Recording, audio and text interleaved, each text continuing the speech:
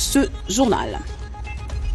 Réinsertion en action, le PDDRCS et la Fondation Musungi scellent un protocole d'accord pour l'accompagnement psychosocial des ex-combattants avec un accent inédit sur la santé mentale et la résocialisation. Voilà pour les titres. Mesdames et messieurs, bonsoir et très heureuse de vous retrouver à travers cette grande édition d'informations sur la chaîne nationale. Au cœur de la riposte contre l'épidémie Ebola en Ituri, l'aéroport de Bunia joue un rôle stratégique. En pleine modernisation, cette infrastructure facilite déjà l'acheminement du personnel médical, des équipements et des intrants nécessaires à la lutte contre la maladie. Une illustration concrète de l'impact des investissements dans les infrastructures au service des populations. Regardez. L'aéroport du Bunia en chantier joue déjà un rôle crucial dans la riposte contre l'épidémie d'Ebola qui frappe l'Ituri. Sur le tarmac, un avion vient d'atterrir avec des kits médicaux destinés à renforcer les capacités de réponse des équipes sanitaires. Chaque jour, des tonnes d'équipements transitent par Bunia pour accélérer la lutte contre l'épidémie. Quand un gros porteur arrive, il amène vraiment une grande quantité. Il y en a déjà eu plus de 20 qui ont descendu ici. L'OMS, l'UNICEF, PAM, tout le monde amène. Ce n'est pas n'importe quel aéroport. Nous sommes en train de partir dans un apport international. Pour plusieurs observateurs, cette situation illustre l'importance stratégique de la modernisation de l'aéroport. Un projet qui offre à l'Ituri un atout majeur, aussi bien pour les urgences humanitaires que pour son développement. Je m'imagine sans cette infrastructure, qu'en sera l'Ituri. Sans cet aéroport, qu'en sera l'Ituri. Et quand on parle de gros porteurs, ça charge dans son sein une grande quantité de marchandises, une grande quantité de biens capables de faire la couverture géographique sur toute l'étendue de la province de l'Ituri. Sur les chantiers, les équipes des Mongaban maintiennent le rythme. Les travaux se poursuivent jusqu'à tard dans la nuit avec un objectif, doter Bunia d'un aéroport moderne à la hauteur des ambitions portées par le président de la République, Félix Antoine Tshisekedi Tshilombo. Nous vous l'avions dit à l'entame de ce journal, situation sécuritaire sous tension dans l'est de la République démocratique du Congo. Le porte-parole de l'armée, Marc Azukai, a dressé un état des lieux et condamné les attaques répétées attribuées à la coalition RDF, AFC M23 contre les positions de l'armée loyaliste et des civils. Les détails dans ce reportage de Diane Balaka. Dans trop de jeux, le porte-parole de l'armée, le colonel Makazukai, a fait le point de la situation sécuritaire dans l'est de la République démocratique du Congo. En dépit des efforts diplomatiques engagés au niveau national, régional et international, ainsi que des engagements pris dans le cadre des processus de Washington et de Doha, la coalition RDF-AFC M23 poursuit ses actions hostiles contre la République démocratique du Congo. Dans plusieurs localités du Nord Kivu, ainsi que dans le haut plateau de Fizi et d'Uvira au sud Kivu, ces forces continuent de s'en prendre aux populations civiles et à certaines positions des forces armées de la République démocratique du Congo, causant ainsi des pertes en vies humaines, des déplacements de populations et d'importants dégâts matériels. Au cours de ces points de presse, le colonel Mak Azukai a fustigé les attaques répétées de la coalition RDF AFC M23 contre les positions des forces armées de la République. Ces attaques répétées témoignent de la persistance de la menace que cette coalition continue de faire peser sur la sécurité du pays ainsi que sur des infrastructures essentielles du fonctionnement de l'État. Elles traduisent également sa volonté de maintenir une pression permanente sur les populations et sur les dispositifs de défense déployés par les forces armées de la République démocratique du Congo. Les forces armées de la République démocratique du Congo demeurent vigilantes face à cette menace et poursuivent les mesures nécessaires à la sécurisation des infrastructures stratégiques ainsi qu'à la protection des populations civiles. Les opérations militaires contre les terroristes ADF se poursuivent sans relâche. Le porte-parole des FARDC a en outre invité la communauté internationale à condamner fermement cette agression rwandaise. Les FARDC restent résolument engagés dans la défense de l'intégrité territoriale, la protection des populations et appellent ces dernières à faire échec à toute tentative de déstabilisation par les ennemis du peuple.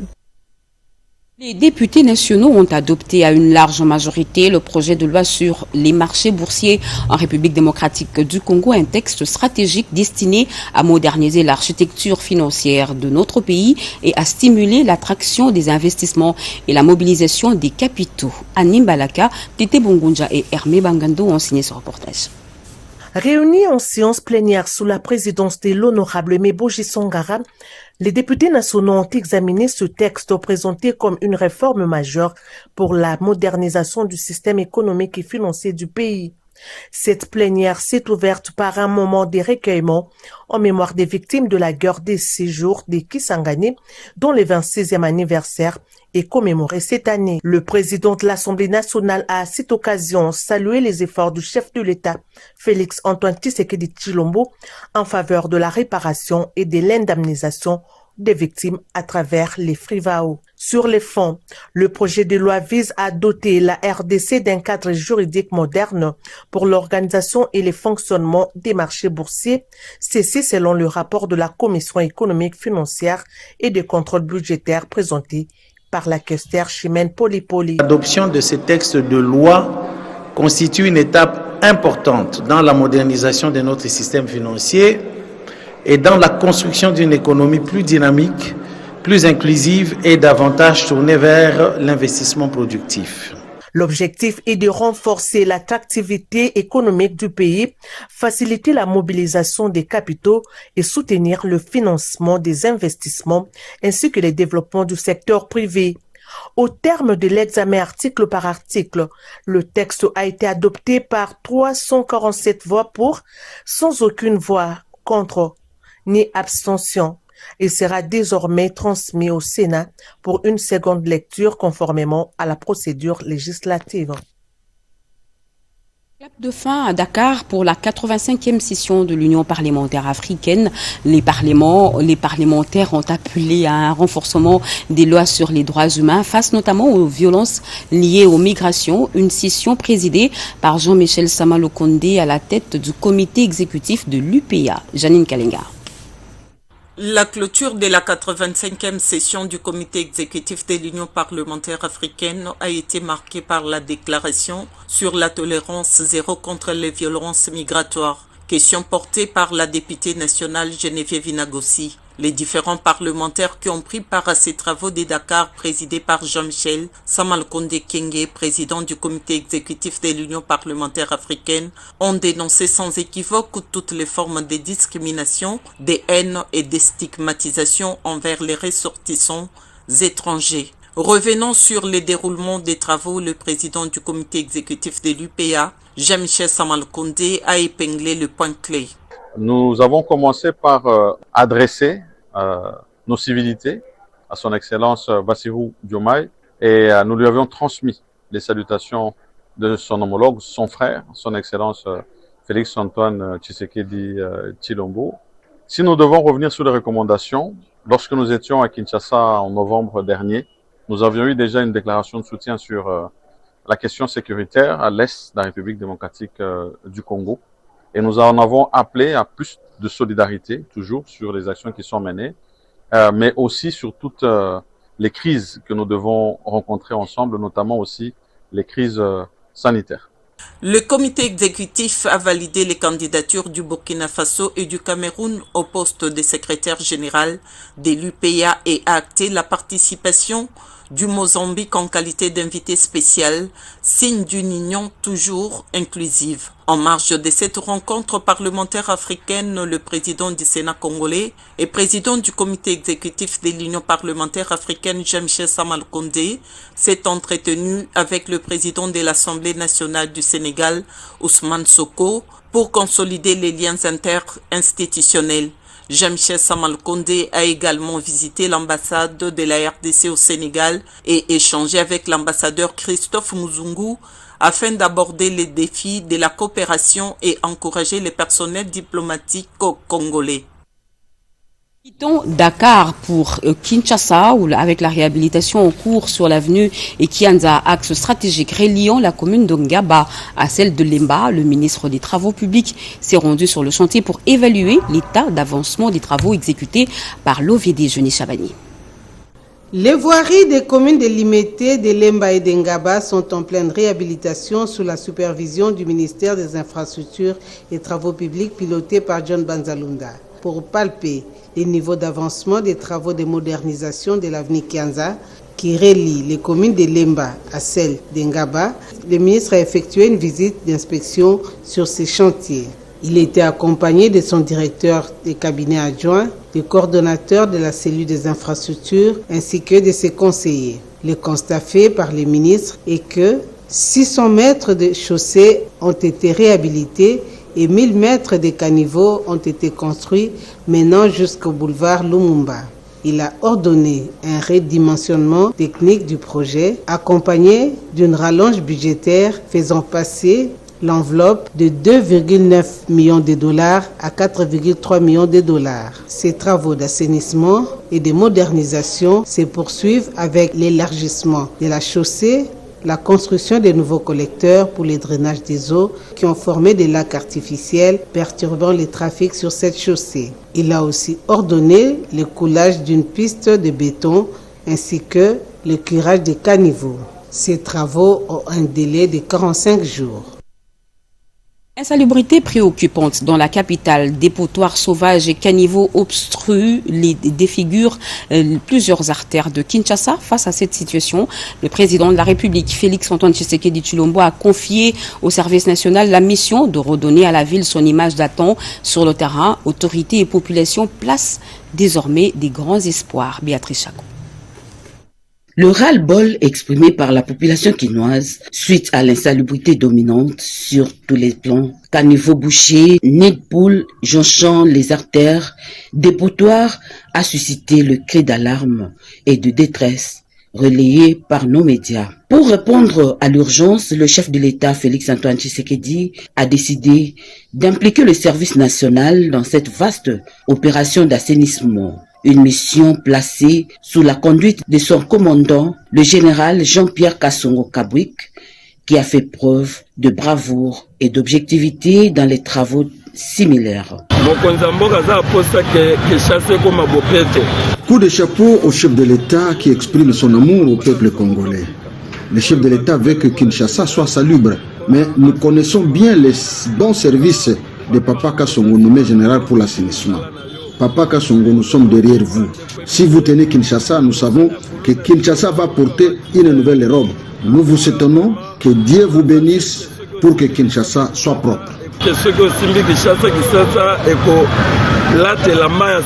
C'est une belle information d'ailleurs. La ville de Kinshasa, si elle n'est pas propre dans l'ensemble de ses artères et les communes, au départ c'est parce qu'on n'a jamais confié les travaux d'assainissement à un service permanent avec une autorité de haut rang par rapport au général. Mais hélas, au-delà des travaux de nettoyage, le défi reste celui du changement des mentalités afin de garantir la durabilité des actions entreprises. Et cap sur la ville de demain, dans le cadre du projet Kinelinda, des avancées majeures ont été enregistrées dans l'élaboration du plan particulier d'aménagement de Kinshasa, notamment autour du bassin versant de la rivière Njili et de la zone économique spéciale de Maluku. Yvette Makuntima et Julien Piana. Préparer aujourd'hui la ville de demain, c'est l'ambition portée par le plan particulier d'aménagement des Maluku Sud, un projet stratégique destiné à encadrer l'expansion urbaine et à éviter les dérives des quartiers développés sans planification. Financé par la Banque mondiale à travers le projet Kinelenda, ces programmes transforment les orientations du plan local d'aménagement en actions concrètes: urbanisme maîtrisé, protection de l'environnement, mobilité moderne et investissement structurant. Ce qui est fait, c'est une avancée notable parce qu'à ce stade, nous avons les plans locaux d'aménagement, nous avons les plans particuliers d'aménagement, Et nous avons ce qui est sur le plan d'investissement prioritaire qui permettent de voir sur quel chemin on peut avancer à l'avenir. S'étendant également aux communes des Matete, Kisansou, Njili et Kimbanteke, ce vaste chantier a été au centre de l'atelier final des restitutions consacrées au bassin versant de la rivière Njili et à la zone économique spéciale de Maluku.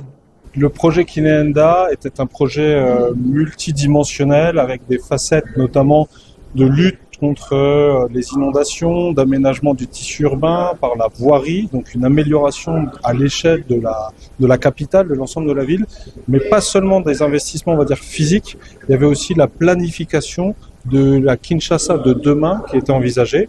Le but est finalement de bâtir un espace urbain moderne où développement économique, habitat et infrastructures évoluent en parfaite harmonie. Parlons au financement. À Abidjan, le ministre du Commerce extérieur a défendu auprès de la Banque africaine de développement plusieurs projets stratégiques pour désenclaver l'économie congolaise. Cacao, poste frontalier et corridor de Lobito figurent parmi les priorités. Rika Bamba. C'est une opération séduction que vient jouer ces jours le ministre congolais du Commerce extérieur, Julien Paluku Kaonga, ici à Abidjan, au siège de la Banque africaine de développement. Reçu par le vice-président de la BAD, chargé du secteur privé, des infrastructures et de l'industrialisation, ce membre du gouvernement congolais a présenté un portefeuille de projets à financer par la BAD. Des projets jugés prioritaires pour la transformation économique du pays. Parmi ces projets figurent la valorisation de la filière cacaoyère en RDC, la modernisation et la digitalisation des postes frontaliers à arrêt unique des Kassindi, Kasumbalesa et Lufu. Le projet du corridor de Lobito, le développement des zones économiques spéciales ainsi que la mobilité urbaine à Kinshasa ont également été au centre des échanges. Autre projet stratégique évoqué, le pont Route-Rail Kinshasa-Brazzaville. À ma double qualité des ministres du Commerce extérieur, mais également du représentant personnel du président de la République auprès de l'AODA NEPAD, j'ai conduit une forte délégation qui a réuni les experts congolais, mais également les experts de la BAD pour échanger autour de grandes thématiques liées notamment au développement du continent, à son industrialisation, mais également aux grands projets que la BAD est en train de financer en République démocratique du Congo, notamment les différents corridors, le corridor de Lobito, le corridor central, le corridor de l'Est, ainsi que les zones économiques spéciales. Le ministre congolais a également plaidé pour la réactivation des mécanismes de l'AUDA NEPAD, notamment le fonds de préparation des projets et les programmes d'infrastructure au niveau du continent.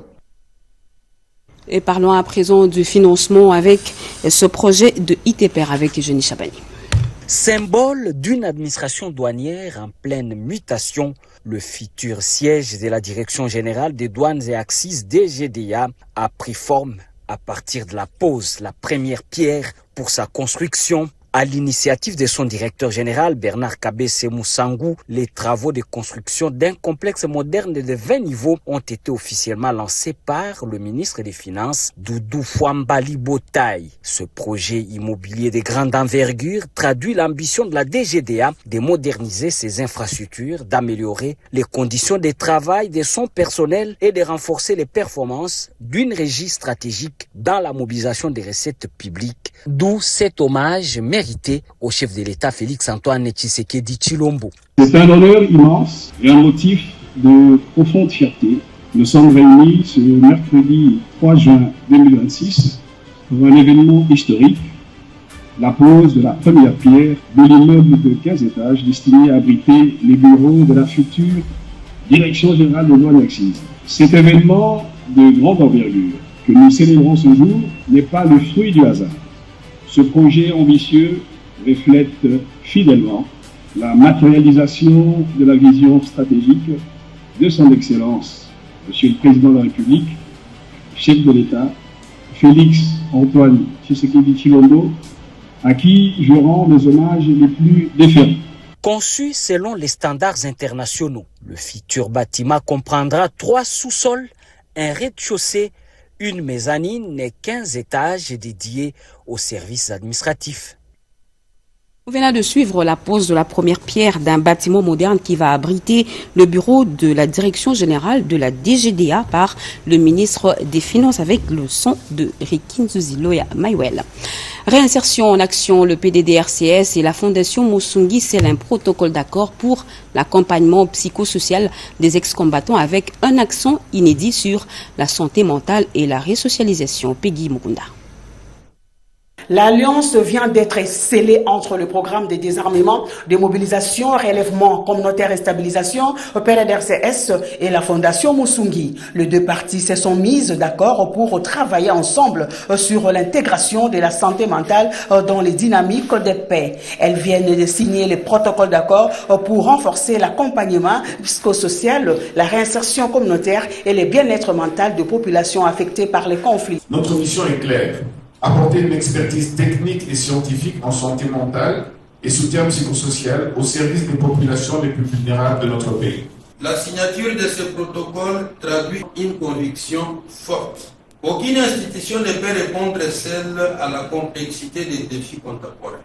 Les réponses efficaces exigent des partenariats solides. Le PDDRCS continuera d'agir dans le respect des orientations du gouvernement de la République, des politiques nationales de santé publique et santé mentale et de protection sociale et de stabilisation. Ce consensus a été signé devant la vice-ministre de l'Intérieur et Sécurité, Eugénie Tela Nkamba, témoin de cet événement de grande envergure. La signature va aujourd'hui s'occuper de l'homme et de la femme. Après une crise de guerre, va aujourd'hui trouver une sorte de levier pour pouvoir se remettre dans la société. Pour encadrer leur collaboration, les PDDRCS et la Fondation Musungi viennent ainsi formaliser leur accord à travers cette signature. Parlons à présent de cette alliance stratégique au service des droits humains. L'École nationale de l'administration et le Bureau conjoint des Nations unies aux droits de l'homme ont décidé de conjuguer leurs efforts pour renforcer les capacités des acteurs publics engagés dans la promotion et la protection des droits fondamentaux. Betty Amendi. Et si la promotion des droits humains passait aussi par le renforcement des compétences de ceux qui les défendent au quotidien? C'est les paris de l'École nationale d'administration et du Bureau conjoint des Nations unies aux droits de l'homme qui ont officialisé leur partenariat à travers la signature d'un protocole d'accord. Au cœur de cette collaboration, les transferts des savoir-faire à travers la formation de ces formateurs et l'accompagnement technique de ces équipes dans les activités de sensibilisation et de renforcement des capacités. Pour que la Congolaise et le Congolais d'aujourd'hui et de demain ne mettent pas de côté ces valeurs de la dignité, la sanctité de la vie, le respect premier de la personne humaine. Pour l'ENA, ce partenariat traduit sa volonté d'étendre son expertise au-delà de l'administration publique classique afin de contribuer à la promotion des valeurs de citoyenneté, de responsabilité et de respect des droits fondamentaux. Contribuer à l'édification d'un État qui arrive à être à la fois suffisamment fort pour garantir la justice, l'ordre, mais pas trop fort pour ne pas écraser les libertés et les droits humains. En associant l'expertise académique et administrative de l'ENA à la mission de protection et de promotion des droits humains du Bureau conjoint des Nations unies aux droits de l'homme, les deux institutions entendent créer une synergie durable au service de l'intérêt général. Bien plus qu'un accord de coopération, ce protocole ouvre la voie à une action de sensibilisation plus efficace et plus professionnelle. Autonomisation en marche. Veuves et orphelins des militaires et policiers ont reçu leur brevet après une formation initiée par la SENSAP axée sur l'hygiène domestique, l'éducation financière et la fabrication artisanale. Une initiative saluée comme un pas vers leur autonomie et leur dignité. Nadine Foutoka. Au terme d'un cycle de formation professionnelle de près d'un mois, de veuves et orphelines des militaires et policiers ont été outillés sur l'entretien et nettoyage des locaux, d'immobilier et des équipements domestiques selon les normes d'hygiène. Maîtrise des techniques de lessive, de repassage, sans oublier la fabrication des savons et autres jus de fruits. Les participantes se sont réjouies de cette initiative de la SENSAP. Je suis dans la joie pour cette formation. Je n'avais pas cette connaissance. J'ai dit merci beaucoup au président de la République.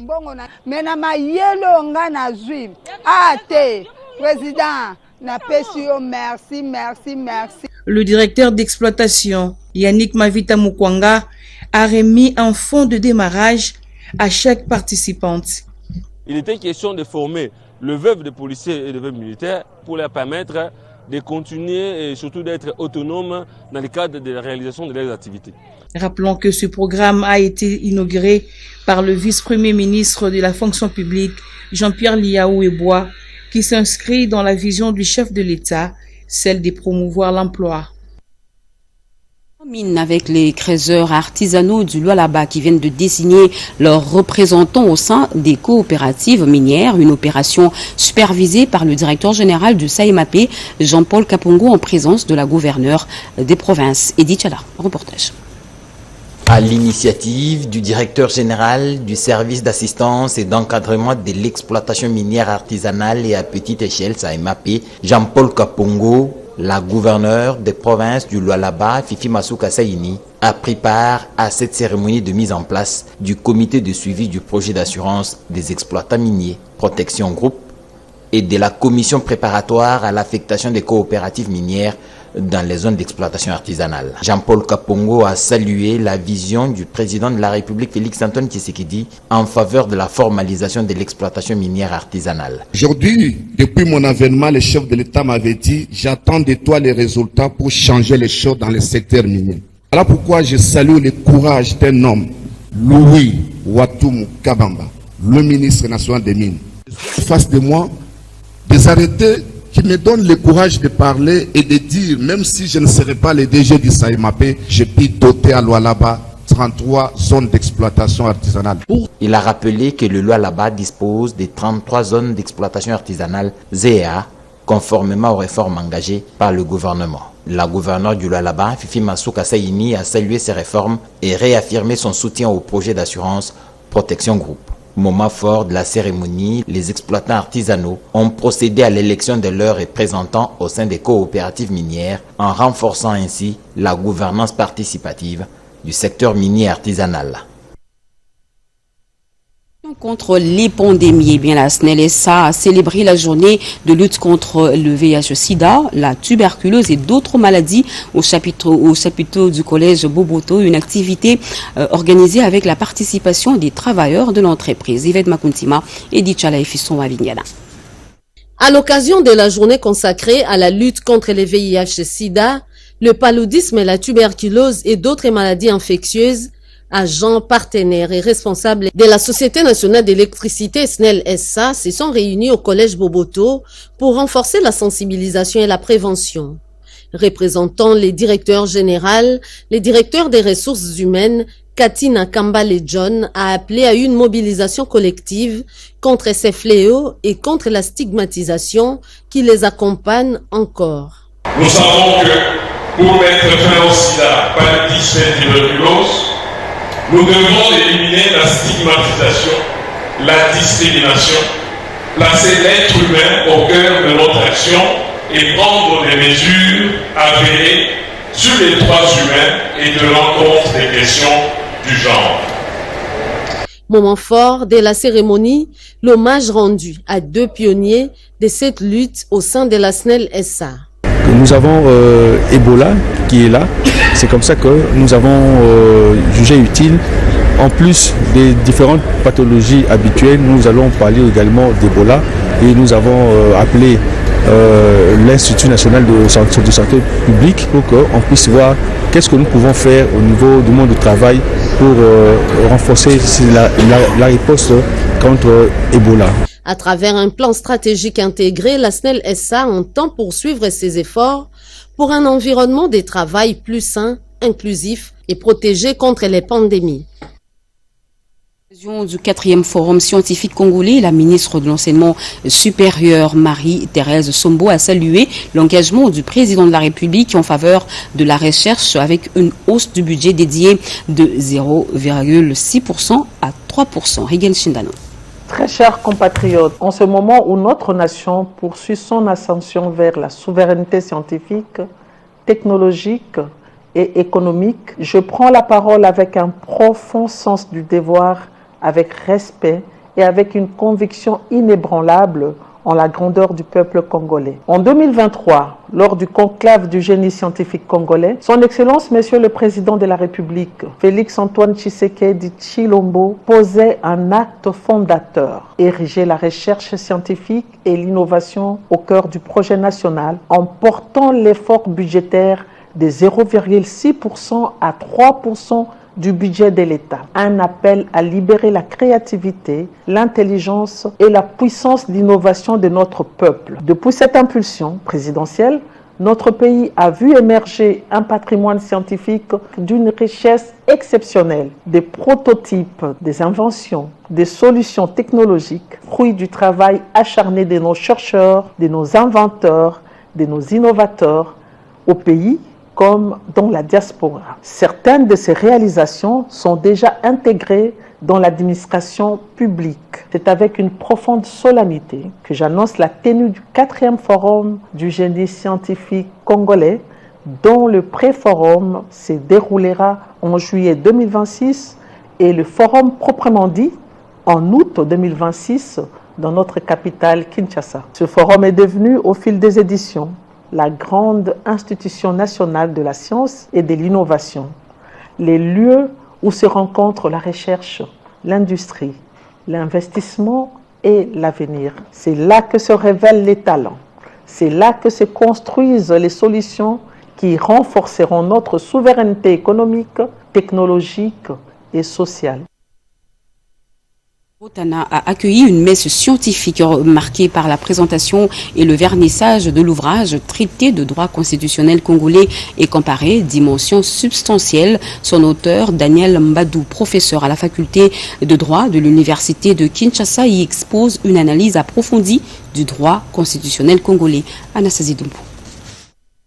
Le récent ouvrage Traité des droits constitutionnels congolais et comparé, dimension substantielle de l'édition Lancière Pixel, dont l'auteur est le professeur Daniel Israël Mbaoussou Kissa, compte plus de 500 pages. Il est préfacé par le professeur Jacques Joly. C'est une contribution détail de ces juristes congolais à la compréhension de la génétique des droits fondamentaux et de l'exercice du pouvoir en République démocratique du Congo. Que ce traité de droit constitutionnel est un manuel de haute interlection juridique. Il conjugue le fort de la théorisation, mais également de l'évaluation critique, de la pratique jurisprudentielle. Les scientifiques et les praticiens du monde juridique se sont succédés pour appuyer cette publication et encourager son auteur. La DIRCABA du chef de l'État, le professeur Nicole Boacha, a éclairé la lanterne de l'assistance sur la dimension anthropologique qui fonde la pensée constitutionnelle. L'anthropologie juridique ici, c'est cette discipline qui étudie les phénomènes juridiques dans leur contexte social et culturel.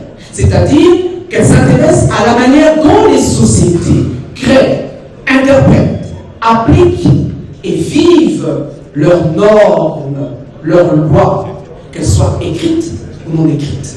Le doyen de la faculté des droits de l'université de Kinshasa, le professeur Vincent Kangulumba, a procédé au baptême du livre en présence des scientifiques, des autorités judiciaires et politiques.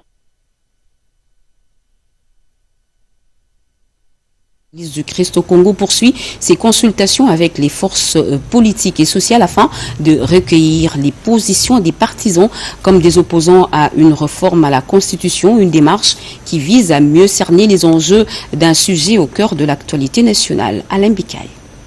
C'est dans ce cadre que le président intermédiaire de l'UDPS et initiateur de la coalition des Congolais pour le changement de la Constitution, C4, Augustin Kabouya, a été reçu par les responsables de l'église protestante au Congo. Au cours de son exposé, il a d'abord exprimé sa solidarité à l'égard des populations vivant dans les zones occupées de l'Est du pays, avant de plaider en faveur d'une nouvelle constitution. Selon lui, celle-ci permettrait d'améliorer le fonctionnement des institutions de la République et de répondre plus efficacement aux défis actuels du pays. Et la Constitution elle-même dit que je mérite d'être touché, l'article 218. Il y a des gens qui s'approchent à l'article 220.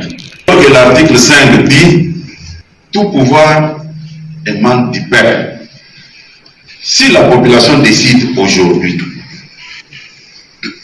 conformément aux dispositions prévues dans cette constitution, que nous ne voulons pas de cette constitution, nous allons lier la population à l'article 220. La réponse est non. Ces échanges s'inscrivent dans le cadre des consultations initiées par l'ECC en vue de se forger une opinion éclair sur l'éventuelle révision ou les changements de la Constitution avant de rendre publique sa position sur cette importante question de la vie nationale. Pour ces 4 ans d'existence, l'ANSE a ravivé le débat sur la révision constitutionnelle. Norbert Basengezi Kantintima plaide pour la suppression de certains articles jugés dépassés. Plusieurs personnalités politiques ont pris part à la cérémonie. Malumbela. Alors que les débats sur l'avenir institutionnel de la République démocratique du Congo continuent de susciter passion et controverses, des voix de plus en plus influentes se prononcent en faveur d'un changement de la Constitution. Parmi elles, celle de Norbert Basengezi Kantintima, autorité morale de l'ANC et deuxième vice-président du Sénat, qui demande la suppression des articles 220 jusqu'à 228, des articles devenus obsolètes à l'aune des réalités contemporaines du pays. Question, où est-ce que le prince Sekedi a dit qu'il fait la troisième? Il a dit à qui? Ce sont des soupçons, mais un homme d'État, c'est ce qu'il a dit ce jour-là. Légifère pour l'avenir. C'est pour le Congo. Alors applaudissez-les, ceux qui sont ici. Ne légifèrent pas pour eux-mêmes. Une prise de position exprimée à l'occasion du 4e anniversaire de l'Alliance des nationalistes pour un Congo émergent, célébration qui s'est transformée en tribune de réflexion sur les grands enjeux nationaux. Mais au-delà des questions institutionnelles, l'homme politique a également lancé un appel à la responsabilité collective face à la recrudescence de la maladie à virus Ebola. Entre impératifs de modernisation du cadre constitutionnel et exigences de vigilance sanitaire, Norbert Basengezi plaide pour une nation capable d'anticiper ces défis plutôt que de les subir. Honneur national pour Fally Ipupa. De retour à Kinshasa après ses concerts au Stade de France, l'artiste a été décoré ce samedi par le président de la République, Félix-Antoine Tshisekedi Tshilombo, qui a salué le parcours exceptionnel et une voix ayant porté la culture congolaise au-delà des frontières. Guina Kabalundi, Mikalo Sala et Chichimbita. Son exploit au Stade de France 2 jours durant était magistral. Un double concert historique qui a fait de lui le premier artiste et musicien francophone à se produire en solo dans un lieu emblématique. De retour au pays et comme promis par le président de la République, l'artiste et musicien Ipupa Ntimba Fally vient obtenir ce samedi 6 juin la reconnaissance de la nation pour ce prouesse en présence de nombreuses personnalités et de plusieurs invités de marque. Et le premier honneur fait au récipiendaire est venu de la garde républicaine qui a interprété avec maestria quelques sonorités de l'artiste.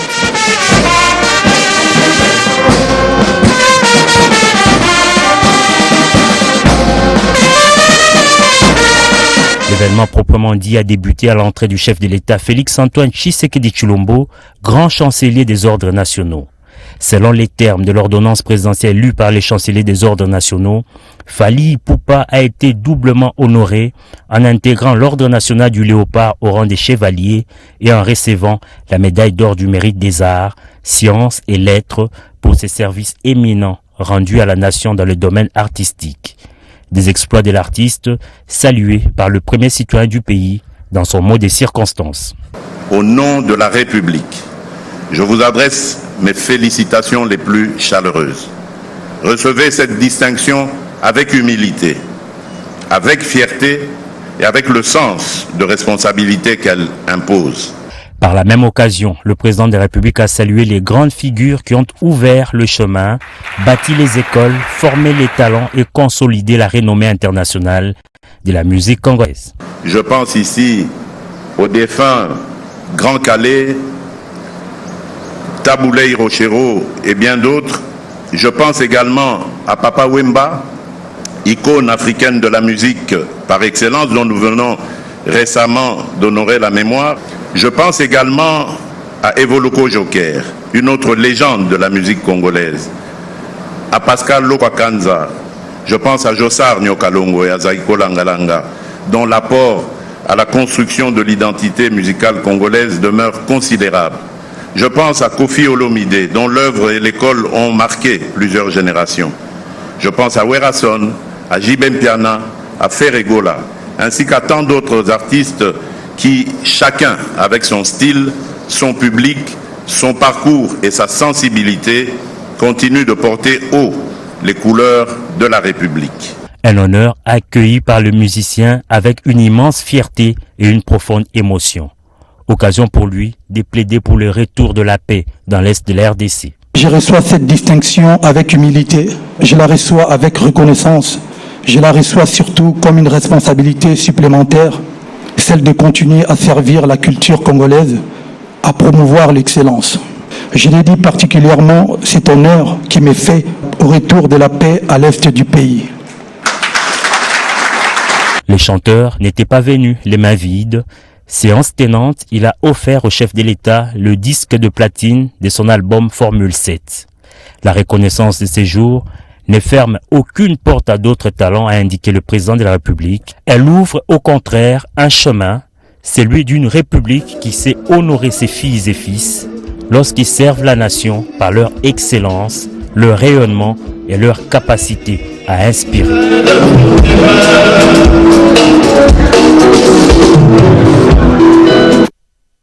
Et dans le Haut-Katanga, nouvel épisode de crise à l'interne à l'RDV après le désaveu de son président national et le rejet des récentes nominations au sein de la Fédération du Haut-Katanga. Le bureau politique national a procédé à la reprise du siège fédéral situé sur l'avenue Polo à Lubumbashi. Regardez. Par conséquent, nous annonçons la mise en place d'un comité de crise qui sera dirigé par 24 heures seulement ont suffi. Après la déclaration du désaveu visant Jacques Kaboula Katoué, l'ARDV est passé à une nouvelle étape, de la parole aux actes. Sous la conduite du secrétaire général adjoint du parti, l'honorable Jean-Paul Mwenge, les nouvelles instances ont officiellement pris possession du siège de la Fédération de Lubumbashi, marquant ainsi l'exercice effectif de leur autorité sur les structures du parti. Aujourd'hui, où nous sommes venus prendre possession, fait le constat d'une manière générale avec le nouveau fédéral installé hier. Et voilà, nous sommes en train de faire la ronde du bâtiment, constater les biens meubles et immeubles qui regorgent ce parti politique. Par cet acte hautement politique, les responsables du parti entendent rétablir l'ordre organisationnel, renforcer la discipline interne et assurer la continuité de l'action politique. Ces déploiements rapides de nouvelles instances confirment la volonté de l'ARDV de consolider son ancrage au sein de la majorité présidentielle et l'union sacrée et de poursuivre son engagement aux côtés du président de la République, Félix Antoine Tshisekedi Tshilombo, initiateur de l'ARDV.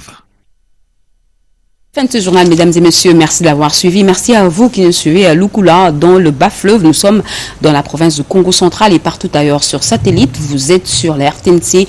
L'actualité continue sur nos antennes retrouvées à 23h. Jacques Chibobameji, demain 7h, Malumbela, 20h, Anita Luambois. Moi, je vous reviens très prochainement. Excellente soirée et bon week-end à toutes et à tous. Au revoir.